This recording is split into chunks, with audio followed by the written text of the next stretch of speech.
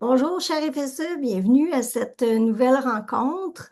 Je suis très heureuse de vous présenter cette femme avec qui je vais avoir le privilège d'animer le week-end Raviver la flamme qui va avoir lieu les 1er et 2 mars prochains en ligne pour les FSE de l'Europe. Donc, je vous présente Louise Grosloup. Bonjour Louise. Bonjour Catherine Emmanuel, ça me fait plaisir. C'est un privilège pour moi aussi. Merci.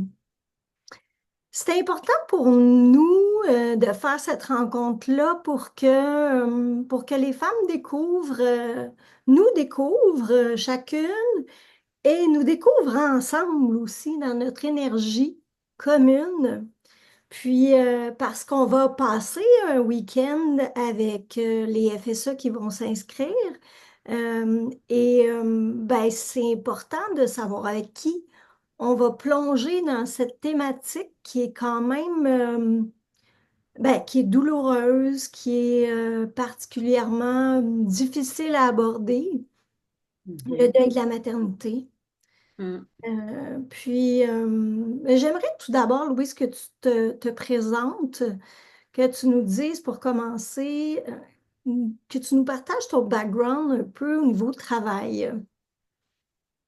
Bien sûr. Alors, bonjour tout le monde. Donc, ben moi, j'ai un parcours un peu particulier dans le sens où j'ai longtemps travaillé en enseignement Mhm. parce qu'au Québec, l'éducation à la sexualité passait par le programme scolaire et que donc je suis sexologue, mais j'ai aussi des études en théologie, puis j'ai un brevet d'enseignement parce qu'au Québec, dans les années 80, pour faire l'éducation à la sexualité, il fallait être enseignant. Sinon, il n'y avait comme pas vraiment de possibilité d'emploi.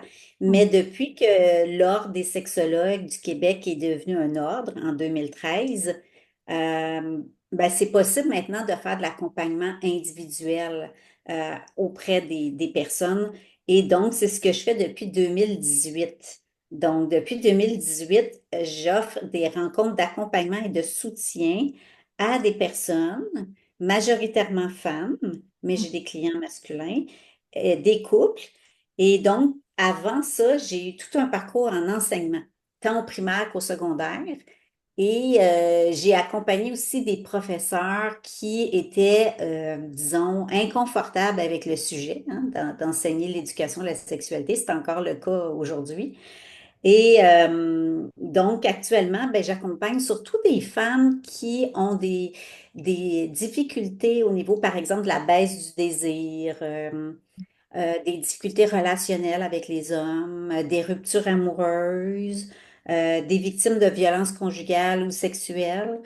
Et puis, pour les couples, ça tourne beaucoup autour de l'écart dans le désir, Mhm. euh, de l'infidélité, puis des difficultés relationnelles.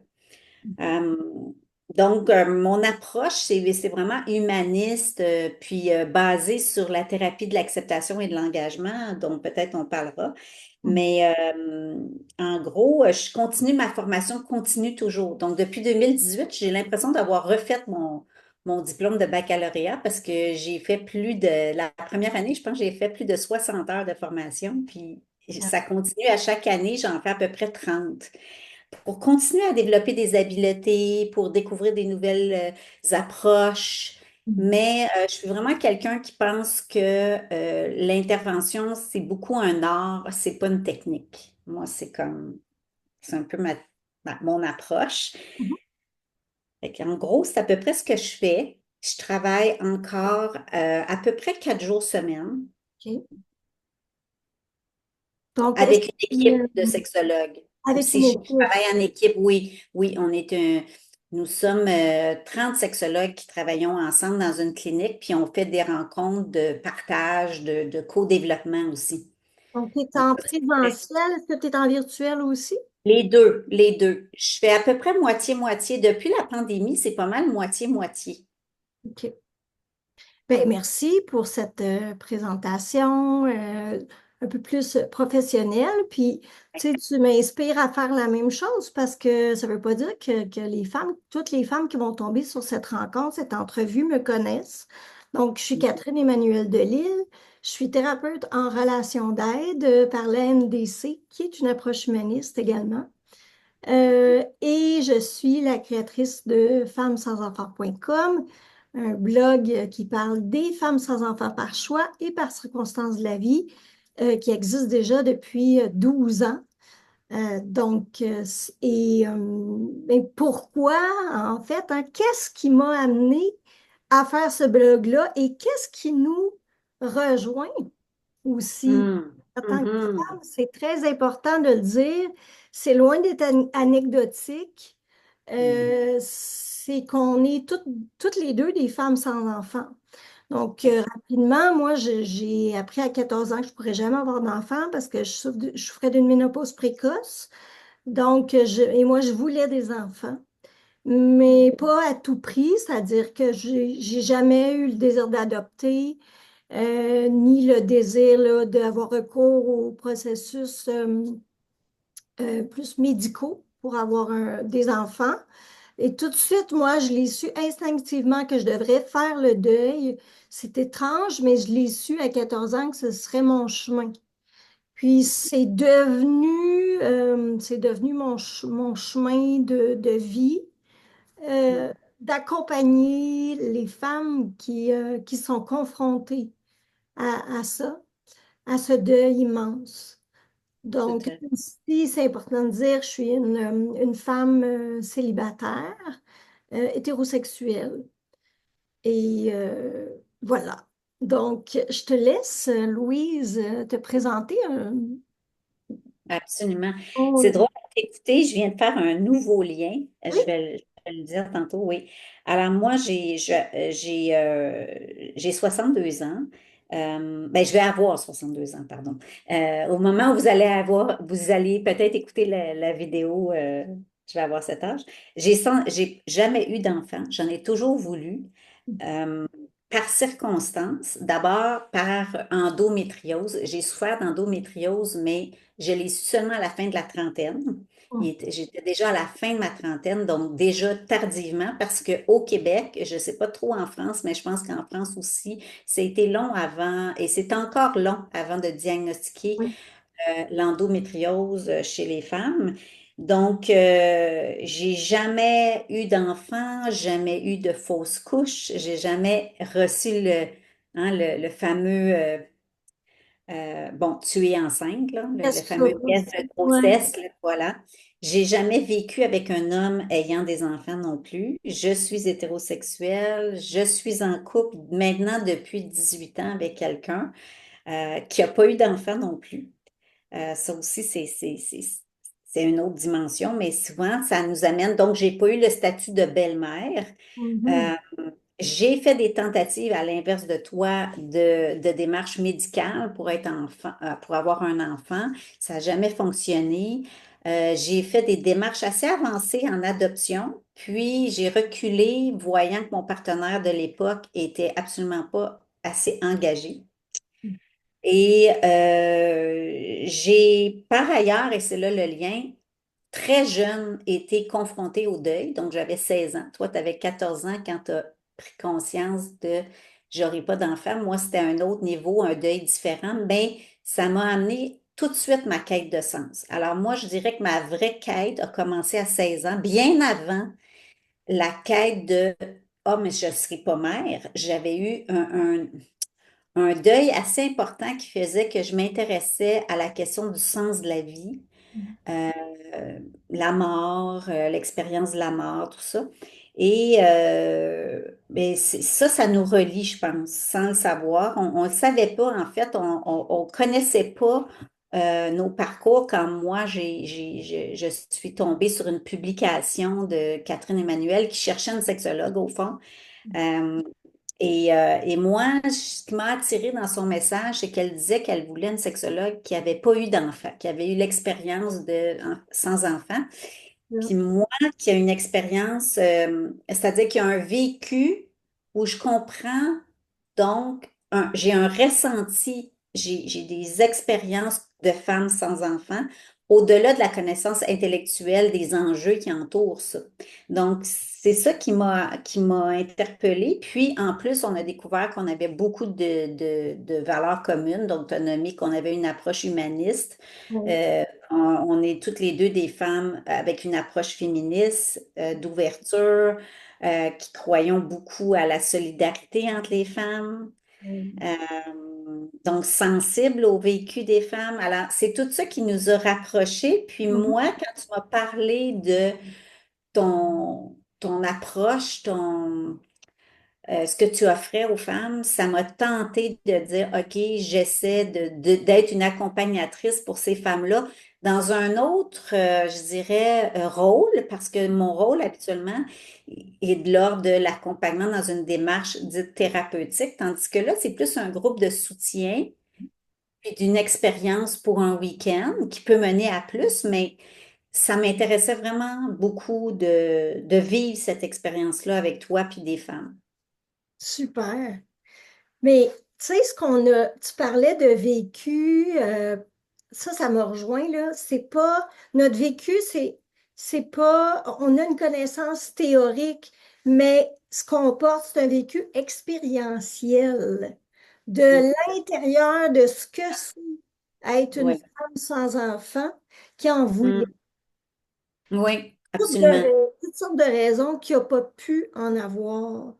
Ça fait qu'on porte cette sensibilité-là, cette connaissance du vécu, puis du vécu au niveau social aussi, hein, parce que c'est Ah, bien sûr, un bien sûr. deuil relationnel, le deuil de la maternité. C'est un deuil qui est déclenché en relation, c'est un deuil qui se vit en relation, qui se guérit aussi, entre autres en Voilà.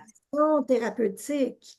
Oui, et qui se transforme, mais qui ne finit jamais, comme je dis souvent.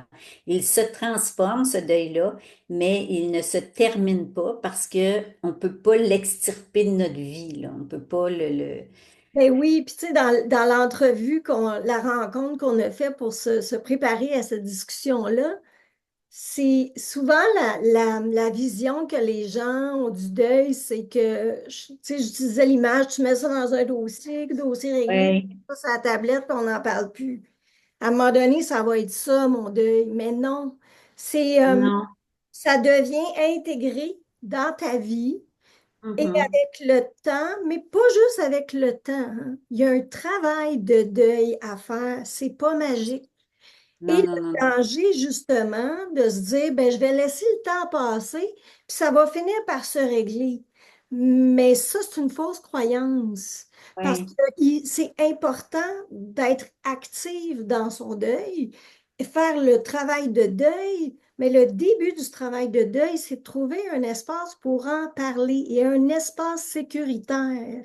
Et oui, ça, c'est rare, incroyablement rare, et c'est ça qu'on veut offrir aux femmes par le biais du week-end Raviver la flamme. Puis ça, c'est une chose que je voulais dire. Il y a aussi d'autres choses qui nous relient, qui me touchent vraiment. C'est que nous, on porte le désir de valoriser les parcours atypiques. ah oui, oui, absolument. Oui, moi, je me reconnais beaucoup. D'ailleurs, je me décris souvent comme une femme, une sexologue au parcours atypique, mais une femme au parcours atypique aussi, parce que souvent, on le sait, socialement, tu l'as dit, les femmes se définissent par la maternité, ne passent pas sans se positionner face à ce thème-là. Et les femmes sans enfants, par circonstance, c'est pas comme une femme qui a choisi de ne pas en avoir, c'est une chose, c'est un chemin, mais une femme qui a voulu en avoir puis qui doit en faire le deuil, c'est différent. C'est différent, je pense. Et tu as raison de dire, en tout cas, moi, c'est une conviction que j'ai, c'est que pour faire un deuil, faut aller vers le soutien relationnel. Faut aller vers d'autres qui ont vécu cette expérience-là, qui l'ont traversée, qui traversent encore ça à leur manière. Puis, partager autour de ça, mais de manière structurée, là, pas juste comme ça, de façon un peu informelle, mais de façon un peu plus formelle pour faire des pas, pour découvrir du sens, pour trouver un sens, puis pour peut-être, je dis souvent, hein, c'est comme défricher une terre, peut-être un sentier qu'on n'a pas vu. Alors, c'est un peu pour ça qu'on veut offrir ça. Puis moi, j'y crois beaucoup. Ça sera à l'inverse de toi, ma première expérience. Je l'ai jamais fait en groupe comme ça. Je l'ai plus accompagné des femmes sur Mhm. un plan individuel. Mais là, j'ai vraiment, je suis vraiment, j'espère qu'il y aura des inscriptions parce que Ben ça oui, serait dommage de ne pas le vivre. oui, c'est ça. Puis, tu sais, ce qui nous relie aussi, c'est au début, tu disais que tu es enseignante, ben moi aussi, Oui, ben ça oui, en fait plus, une vingtaine d'années que j'enseigne. c'est Donc, ça. en discutant, on s'est rendu compte finalement qu'on avait vraiment plein de points en commun. Puis, Oui. on a hâte de travailler ensemble. En tout cas, moi, j'ai vraiment... Oui. Oui, oui, moi aussi, j'ai vraiment hâte. Puis c'est pour ça que j'espère que ça va se concrétiser parce que Oui. j'ai vraiment envie de partager ça avec toi puis avec ces femmes-là qui vont s'inscrire. Euh, et puis, ben, écoute, je pense que j'espère qu'on leur a donné envie Ben oui. de s'inscrire. Certainement, moi aussi, j'espère. Donc, ça va se passer les 1er et 2 mars en ligne. Et Hum. visitez le site femmesansenfants.com pour toutes les informations sous l'onglet Week-end Raviver la flamme. Puis, si vous avez des questions, ben, vous pouvez m'écrire. Je suis sur Facebook, Instagram, TikTok, LinkedIn. Donc, je pense que vous allez pouvoir me trouver. On peut facilement trouver. En tout cas, si j'ai même pour faire sourire tout le monde, j'ai fait une recherche l'autre fois sur ChatGPT Oui? et puis il m'a parlé de toi. Ah Alors, oui! ChatGPT a dit Femme sans enfant créée par Catherine Emmanuel Delisle. En tout cas, je rigolais, je rigolais. Donc, alors, ben, on en apprend tous les jours, hein? Maintenant, ChatGPT me connaît. Absolument. Donc, Alors, écoute, merci. au plaisir de vous accompagner dans Oui, ce parcours. merci Louise, puis ben, au plaisir d'accompagner avec toi.